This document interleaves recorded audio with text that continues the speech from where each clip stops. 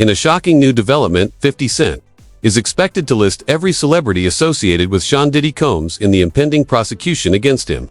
Diddy is facing serious allegations of sex trafficking and racketeering in New York, and he has a ton of records that could soon be given to the prosecution.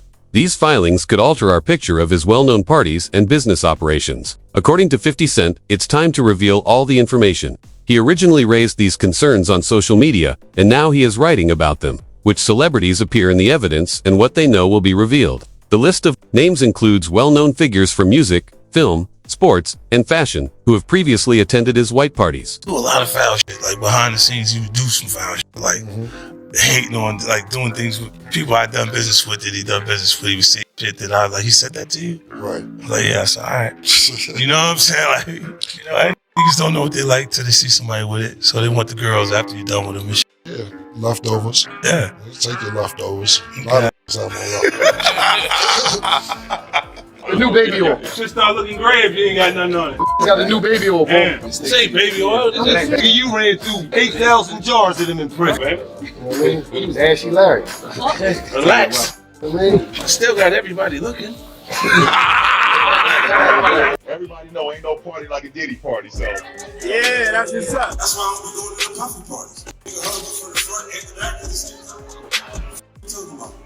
And I'm gonna tell you right now, me and Dub C ain't never been to a Diddy party, motherfucker. Got so many essays.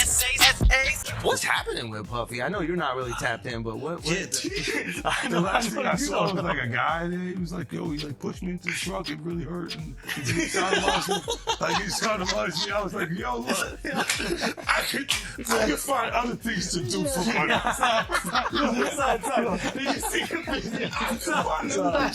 money. I'm not sure I can say that for money. How much is this guy trying to get? I don't know. Like if this is a simple situation, but it's like 20 mil, I can say it. You still had the blackest face out. Yes. You still had the middle of his voice because he's like, But his voice wasn't even that different. And that little deep well, I was like almost like, no, that's you, young buck. Yo, Almost felt like it was I almost knew who it was. You know what I mean? I was like, nah, I'm fucking trying to money right. Yo, you can't say that dudes are having sex with other dudes, bro. I think that might come for you.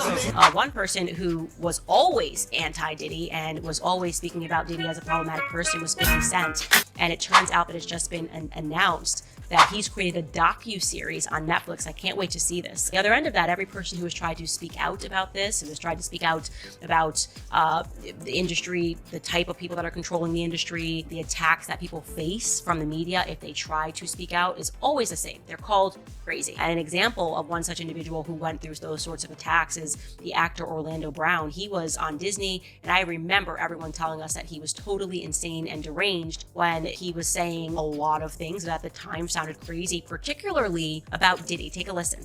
The requirement is you gotta say no to Diddy. If it's a new booty in the building, you know he gonna get it. Don't take your girlfriend to a Diddy party. You can take the but he wants you. Diddy, to me, is the fall guy. You're still seeing a major effort to protect the big names, just like with Jeffrey Epstein. 50 Cent continues. Look, it seems like I'm doing some extremely outrageous things, but I haven't. It's really me just saying what I've been saying for 10 years. In defense of his previous criticism of Diddy that he has expressed on social media and on stage, he keeps going. Now it's becoming more full-facing in the news with the Puffy stuff, but away from that, I'm like, yo, it's just my perspective because I stayed away from that stuff the entire time because this is not my style. You're one of the first persons in entertainment to really call out people and kind of have that authority in that, to be able to call people out. I mean, which is pretty amazing. You're kind of, in some ways, draining the swamp of Hollywood. Yeah, I don't have a support system. I don't have a support system of a peer group of artists that I require to do what I'm doing. I've had to be on my own from the beginning. So I don't necessarily have a responsibility to behave a certain way, according to them. You know, and look, if I didn't have an award-winning director doing it, if I hadn't put the right people in place to produce it properly, I would understand why they would question or doubt anything. You know? But you go into the 90s, and Keefy D said they paid him to do pop. Did he do it, right? Yeah. He did it. You've been heavy on social media talking about it. He did it. And I'm the only one who's been vocal about this long before it actually oh, you've been saying this for a long time now. And then no one was, they're just, why is he saying this? And now it's coming out like crazy. I mean, but I also didn't participate. I also didn't go to those parties. Yeah. So a lot of the celebrity culture that you don't hear saying anything is because they participated. So, But was there a reason you never went to those parties back in the day? Obviously, I know what was going on there, but is there a reason you never did? I'm just not with all that freaky shit. Like all of the stuff that he's doing, I'm not into that type of stuff. I'm just a little more, maybe you could say basic or normal. So it's not like he hate Diddy, but sometimes I do shit that we don't know about. Well, for him to make the documentary, I think he hates Diddy. Nah. Nah? That's business. That's just business? Business. You wouldn't be mad. Look. You gotta really dislike someone to do a documentary about him. If Jimmy Iovine did the documentary, would people say he's mad at? Diddy used to rule Hollywood white parties. His events were renowned, with expensive clothing everywhere and champagne flowing freely. The invitations seemed like golden tickets, and Beyoncé, Jay-Z, and Ashton Kutcher were all rubbing elbows. But that world came at a price. And now all of the names on those guest lists might wind up in court filings. As 50 Cent outlines all of his relationships with Diddy's company, you'll be able to see the scope, hear the whispers, and wonder which famous person will shudder when their name is on the record. Bad Boy Entertainment. I named it Bad Boy. I don't want to go against the grain. Anytime you go against the grain, they consider you like kind of bad. Nothing negative, nothing like hardcore. Just, I didn't want to be regular. I didn't want to just make records. I didn't want to just make money. I wanted to make history. That's all it's ever been about for me, making history. And making music that's timeless. Music that's gonna be around when I'm not here, when my kids ain't here. Music that's that good. And having artists and videos and things that, really affect way of life in a positive way. Affect style, fashion, music. Bad Boy.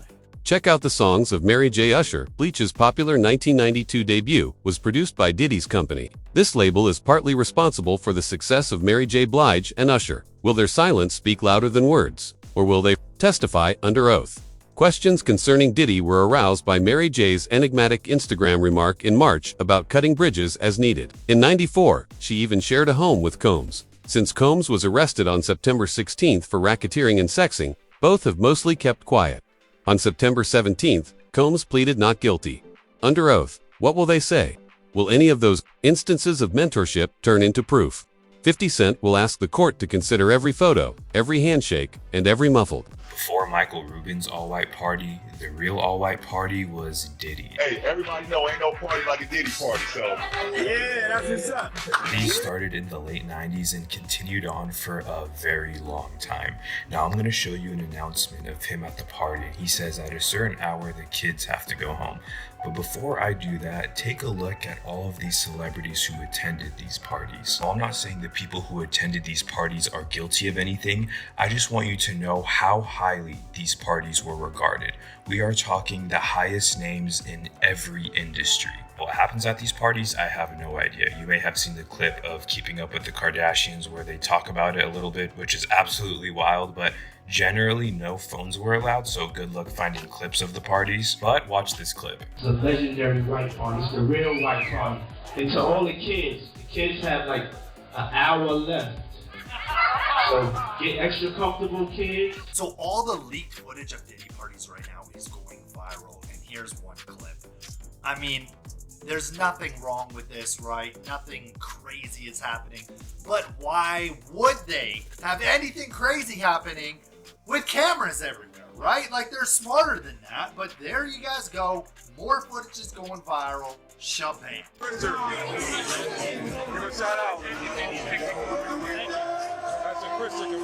Next up is Jay-Z, Beyoncé, Jay-Z, and Kanye West. After the VMAs, Jay-Z filed a demand letter claiming that he was 13 years old. With Combs, no sir. It had the opposite effect. It made me want to expose you for the fraud you are in a very public fashion. He wrote, will the celebrity's denial stand up when 50 Cent invites him to testify? Will Drake and Beyoncé also enter the box? The verdict may be determined by these instances. In 2019, Mariah Carey and Drake commemorated Diddy's 50th birthday. Jay-Z even sat for that Combs Vanity Fair photo. At the moment, Jay-Z is dealing with his own civil lawsuit.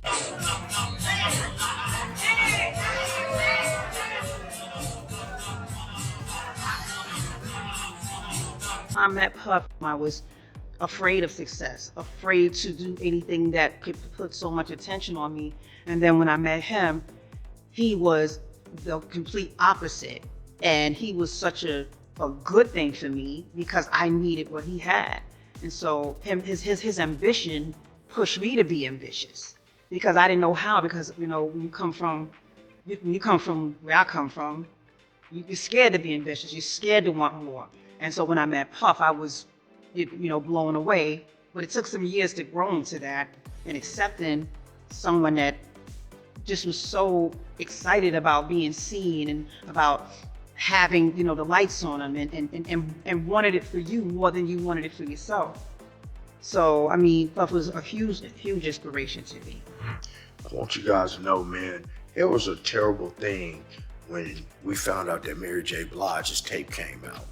You not remember a time, man, when she was with KC from Jodeci, and they were, on drugs, and KC used to put them hands on Mary J. Blige. So back in the day when her freak tape came out, Mary J. Blige even said herself, this was her rite of passage. Guys, I'm born and raised in Las Vegas, and I remember the day, man, she had a concert out here in Las Vegas, and she was so high, she was like, hey, how you doing tonight, Los Angeles? But we was in Las Vegas. But Mary J., as you remember, man, she wasn't the finest thing when she got on the scene. Mouth kind of twisted off to the side. She wasn't the best looking thing. They found her singing karaoke, some Anita Baker karaoke in the mall, and they dusted her up, polished her up, and Angie Stone started writing for her, and she became who she was. But she definitely was a part of these parties, and she has no regrets.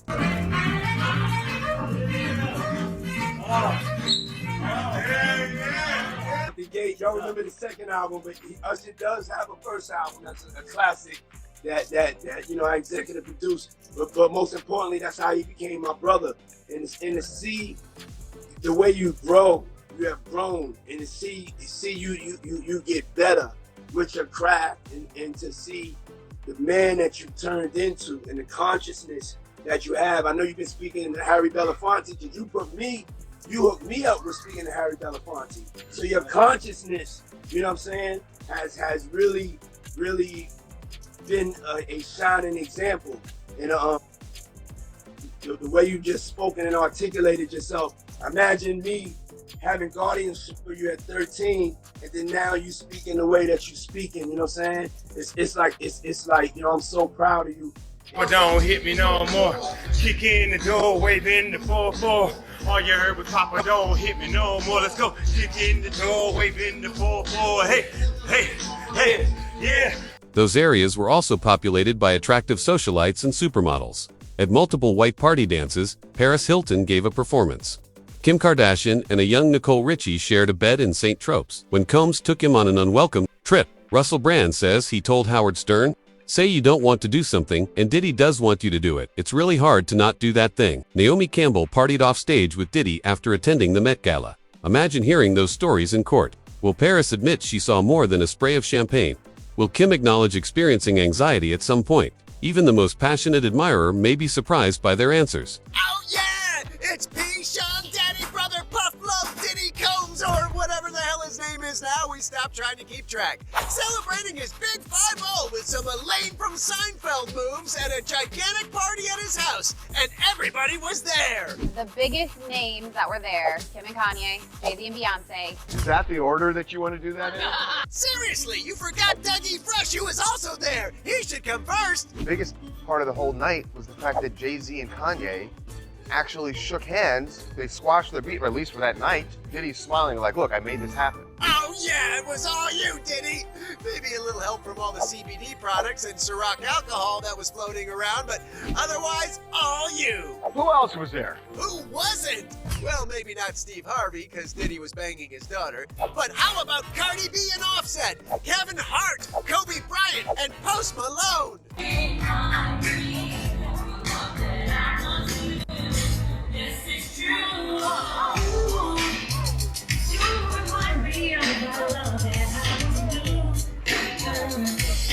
I'ma take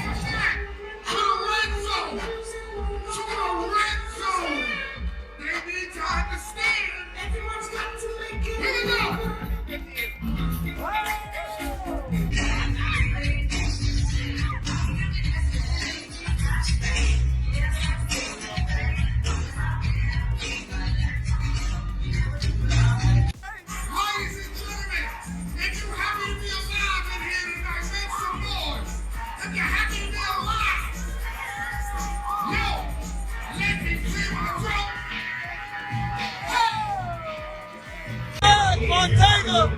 Yes, sir! All right, check! Legendary rapper Jay-Z is denying an allegation that he and Sean Diddy Combs raped a 13-year-old girl. Yeah, an anonymous accuser identified only as Jane Doe made the accusation in a civil lawsuit on Sunday. It alleges that the assault happened after she was driven to an MTV Video Music Awards after party back in 2000. In a statement to NBC News, Jay-Z, whose real name is Sean Carter, called the accusation idiotic, adding, quote, "These allegations are so heinous in nature that I implore you to file a criminal complaint, not a civil one. Whomever should commit such a crime against a minor should be locked away. Would you not agree?" Attorneys representing Combs also dismissed the lawsuit, calling it a shameless publicity stunt. Combs is currently behind bars at Brooklyn's Metropolitan Detention Center after federal prosecutors charged him in September with racketeering and...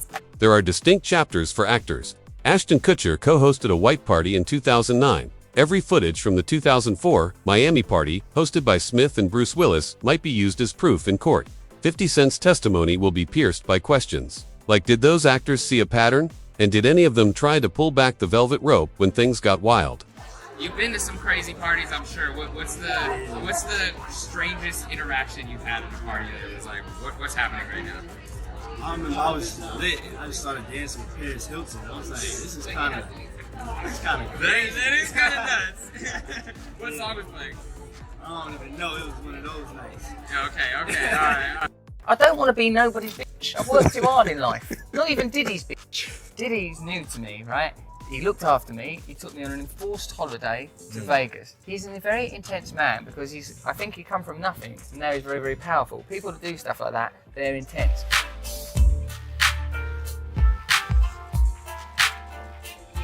Celebrities in sports are hardly an exception. At a charity auction in 2020, David Beckham placed a bid of £150,000 for a weekend stay at Diddy's Hampton home. Despite winning the same auction, Wayne Rooney never got his reward. The famous quote by LeBron James reads, "Ain't no party like a Diddy party." What will athletes say when their names are mentioned in court documents? Will Beckham retain the trophy as a memento of a night he would prefer to forget? Or will LeBron admit that he ever went? You got Ashton Kutcher in love with Mila Kunis on that 70s show. Then they break up for absolutely no reason after he starts hanging out with Diddy. Then he marries Demi Moore, who drained him of all the adrenochrome she can, and apparently he replenished himself by doing inappropriate things with her daughters. Him and Puff was there together. It was there, you know what I'm saying?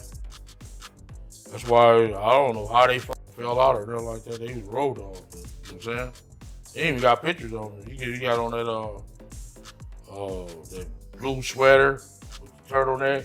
Him and him hugged up like this with the black hat. Have you ever seen that picture? Nah, I don't recall, but I'm pretty sure I came across it. Yeah. That picture there, they was at that party that day. Yeah, it's just about a bunch of weird, that whole, yeah, that's weird, dude. Yeah, bunch of, it ain't right. You know what I'm saying? I'm not no gay basher, none of that shit, but that shit ain't right, you know what I'm saying? That whole party was weird, no doubt. Yeah, it was Jada Pinkett